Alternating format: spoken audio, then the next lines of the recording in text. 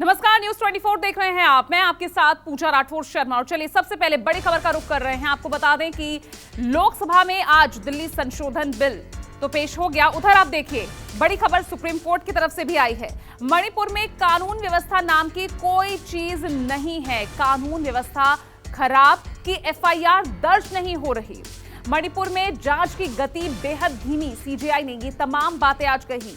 आज दूसरा दिन सुनवाई कर रहा है मणिपुर मुद्दे को लेकर सुप्रीम कोर्ट में, और सीधे तौर पर सीजेआई ने साफ तौर पर कहा, जिस तरह से सख्त रुख अपनाया एक बार फिर, जो सरकार की तरफ से स्टेटस रिपोर्ट फाइल की गई, साफ तौर पर कहा कि मणिपुर में कानून व्यवस्था नाम की कोई चीज नहीं और कानून व्यवस्था इतनी खराब कि एफआईआर दर्ज नहीं हो रही। मणिपुर की मामले में जो जांच रही है वो भी बेहद धीमी रही है और मणिपुर में कानून व्यवस्था बची नहीं। तो आज एक बार फिर से सीजेआई ने नाराजगी जाहिर करते हुए एकदम सख्त तेवरों के साथ ही बात कही है कि मणिपुर में कानून व्यवस्था नाम की कोई चीज नहीं है। और मेरे सहयोगी, वरिष्ठ सहयोगी प्रभाकर मिश्रा मेरे साथ जुड़ गए हैं। प्रभाकर, कल के बाद जब आज दूसरा दिन और आज भी जिस तरह से जो बयान सामने आए हैं सीजेआई की, वो साफ तौर पर दिखा रहा है कि जो स्टेटस रिपोर्ट फाइल की गई है सरकार की तरफ से, उससे भी संतुष्ट नहीं है सीजेआई।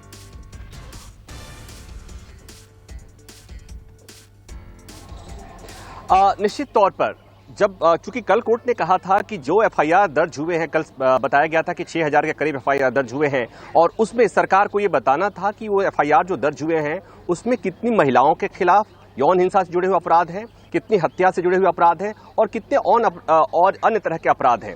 लेकिन जब आज सुनवाई शुरू हुई, सॉलिसिटर जनरल जब आए तो उनके पास इस तरह का सॉलिड डेटा नहीं था, वो बताने की स्थिति में नहीं थे। इसी पर सुप्रीम कोर्ट ने तल्ख टिप्पणी की और एक टिप्पणी उसमें यह भी आई कि जो अब तक का स्टेटस रिपोर्ट है उसको देख करके और जो जांच की जो ढीला ढाला रवैया है पुलिस का, उससे देखकर ये लग रहा है कि वहां पर कानून व्यवस्था नाम की चीज आज तक नहीं रही है। जब से वहां पर इस तरह की घटनाएं घटी हैं, बार बार चूंकि सॉलिसिटर जनरल ये सफाई देने की कोशिश कर रहे हैं कि माय लॉर्ड आप समझने की कोशिश कीजिए, वो दरअसल ये बताने की कोशिश कर रहे थे कि वो उन्होंने जो डेटा जो देने थे अलग अलग करके कि कौन कितने एफआईआर, 0 एफआईआर है, कितने महिलाओं के खिलाफ एफआईआर है, वो इसलिए नहीं दिया जा आ रहा है कि ये संभव नहीं हो पा रहा है। कोर्ट ने कहा कि आपकी बात से ऐसा लग रहा है कि अब तक वहां पर राज्य में कोई कानून व्यवस्था नाम की कोई चीज नहीं रह गई थी और तभी वहां पर एफआईआर दर्ज करने में भी लोगों को दिक्कत हो रही थी। एक बहुत बड़ी टिप्पणी है मणिपुर सरकार और केंद्र सरकार के खिलाफ। सुप्रीम कोर्ट बार बार ये जानना चाहता है कि इस मामले में महिलाओं के खिलाफ कितने एफआईआर दर्ज हुए हैं। हालांकि सरकार की तरफ से जो बताया गया उसमें कहा गया कि 6500 के करीब एफआईआर दर्ज हुए हैं, उसमें महिलाओं के खिलाफ अपराध के 11 मामले हैं। केंद्र सरकार ने एक और रिक्वेस्ट किया कि अगर कोर्ट चाहे तो इन जो 11 एफआईआर जो हैं महिलाओं के खिलाफ, उनको सीबीआई जांच के लिए केंद्र सरकार तैयार है अगर कोर्ट की अनुमति मिले तो। लेकिन अगर आपको याद हो कि कल एक तरह का संकेत दिया था, आज सुप्रीम कोर्ट में आज चूंकि सीबीआई इस मामले की जांच सीबीआई कर रही है वायरल वीडियो के मामले में, तो आज सीबीआई को पूछताछ करनी थी उन विक्टिम महिलाओं से, जबकि सुप्रीम कोर्ट ने आज अर्जेंट मेंशनिंग में निर्देश दिया कि जब तक सुनवाई में हम कोई आदेश नहीं देते हैं तब तक सीबीआई उन महिलाओं से पूछताछ नहीं करेगी। केंद्र सरकार बार बार इस बात का जोर दे रही है कि सीबीआई को मामलों को ट्रांसफर कर दिया जाए। सुप्रीम कोर्ट ने एक बात और कही कि हमें देखना होगा या क्या सीबीआई के पास इतना इंफ्रास्ट्रक्चर है कि वो सारे मामलों को देख सके, सारे मामलों की जांच कर सके।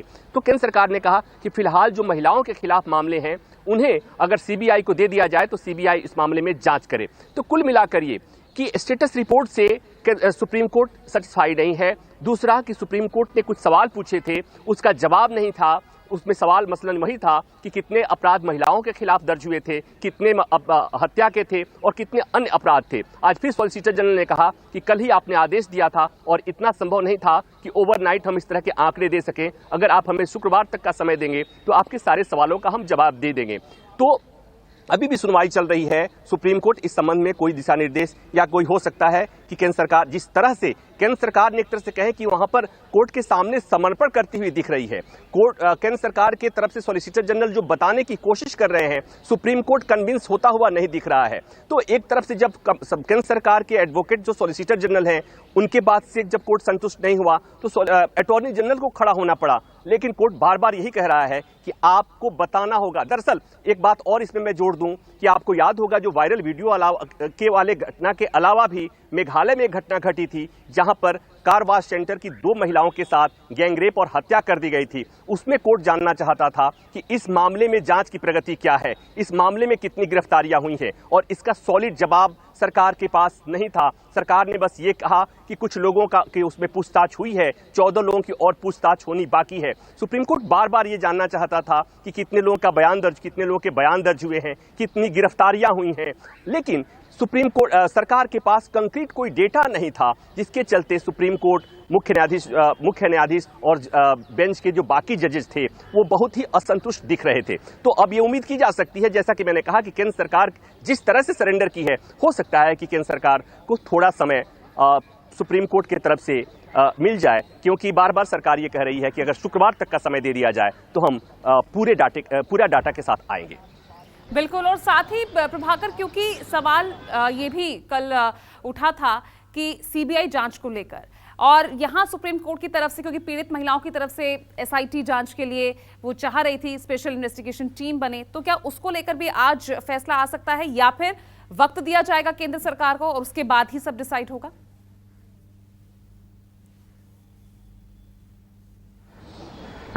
देखिए, जैसा मैं कह रहा था, अभी जो खबर आई उसके हिसाब से जो केंद्र सरकार समय मांग रही थी, सुप्रीम कोर्ट ने फ्राइडे तक का समय दे दिया है, लेकिन साथ ही साथ कहा है कि स्टेट के डीजीपी प्रेजेंट रहेंगे सुनवाई के दौरान।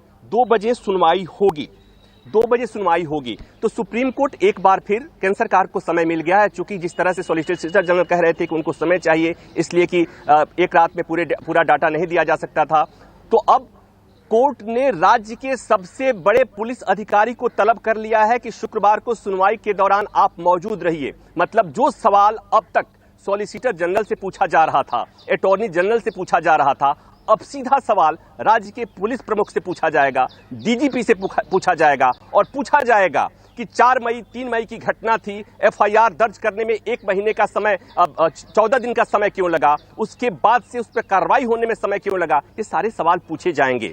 निश्चित तौर पर अगर डीजीपी, राज्य का कोई डीजीपी अगर कोर्ट के प्रोसीडिंग में खड़ा होकर के सुप्रीम कोर्ट के सवालों का जवाब देने की कोशिश करेगा, मुझे लगता है कि एक अच्छा कदम है, क्योंकि सॉलिसिटर जनरल को क्या पता, अटॉर्नी जनरल को क्या पता, उनको जो ब्रीफ किया जाता है वो बताते हैं। ग्राउंड पर जो पुलिस के अधिकारी हैं उनकी रिस्पॉन्सिबिलिटी तय होनी चाहिए और केवल सवाल नहीं पूछे जाने चाहिए, उनके खिलाफ कार्रवाई होनी चाहिए कि अगर 4 मई से लेकर 15 मई तक कुछ नहीं हुआ, वीडियो के वायरल होने के बाद अगर पुलिस ने कार्रवाई की, अगर सुप्रीम कोर्ट ये कह रहा है कि पुलिस सो रही थी क्या, तो जो संबंधित अधिकारी हैं उनसे पूछताछ होनी चाहिए, उनके खिलाफ कार्रवाई होनी चाहिए। और निश्चित तौर पर किसी भी राज्य में अगर कानून व्यवस्था की स्थिति इतनी खराब हो रही है तो पहली जिम्मेवारी पुलिस अधिकारियों की होती है, राज्य के पुलिस प्रमुख की होती है। और मुझे लगता है कि केवल आंकड़े के लिए सुप्रीम कोर्ट को नहीं बुलाना चाहिए कि डीजीपी आए और आंकड़े बताएं। सुप्रीम कोर्ट को यह भी पूछना चाहिए कि आप क्या कर रहे थे, आपने क्या किया 4 मई से लेकर और वीडियो वायरल होने तक 19-20 जुलाई तक पुलिस क्या करती रही, गिरफ्तारियां क्यों नहीं हुई,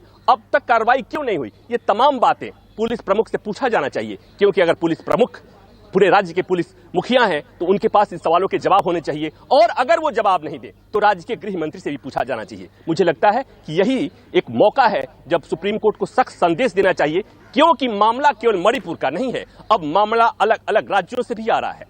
पड़ोस में आपने देखा नूह की घटना के बाद से किस तरह से वहां पर अब आगजनी की घटनाएं और हत्याएं हो रही हैं। तो मतलब ये कि जब तक पुलिस के अधिकारियों की, डीजीपी की, गृह मंत्री की अगर जिम्मेवारी तय नहीं होगी, तब तक इन लोगों के होश ठिकाने नहीं आएंगे। ये मेरी बात नहीं है, एक पत्रकार की बात नहीं है, एक आम जनता की आवाज है। क्योंकि केवल दलीलों से बात नहीं बनेगी, केवल सॉलिसिटर जनरल और अटॉर्नी जनरल से सवाल पूछने से बात नहीं बनेगी। जो जिम्मेवार अधिकारी हैं उनकी रिस्पॉन्सिबिलिटी तय होनी चाहिए, उनसे पूछा जाना चाहिए, और अगर उनके पास संतुष्टप्रद जवाब नहीं है तो उनके खिलाफ कार्रवाई होनी चाहिए। तभी बात बनेगी और तभी लोगों को समझ में आएगा कि कानून व्यवस्था बनाए रखने की जिम्मेवारी अगर आपकी है तो आपको पूरा करना पड़ेगा, नहीं तो देश की सबसे बड़ी अदालत देख रही है, आपको सजा भी हो सकती है। बिल्कुल, और बिल्कुल यहाँ पर जिस तरह से सीजेआई की सख्त टिप्पणी, उनकी जो नाराजगी कल के बाद आज भी देखने को मिली है, कहीं ना कहीं प्रभाकर वो ये भी दिखाता है कि अगर किसी राज्य में कानून व्यवस्था बनाए रखने में अगर राज्य या केंद्र सरकार विफल होती है तो वहां ऊपर आपके कानून है और वो उस पर कड़ी निगरानी रख रहा है और वो उसका हिसाब करेगा। ये भी कहीं ना कहीं ये संकेत, ये संदेश जाता है।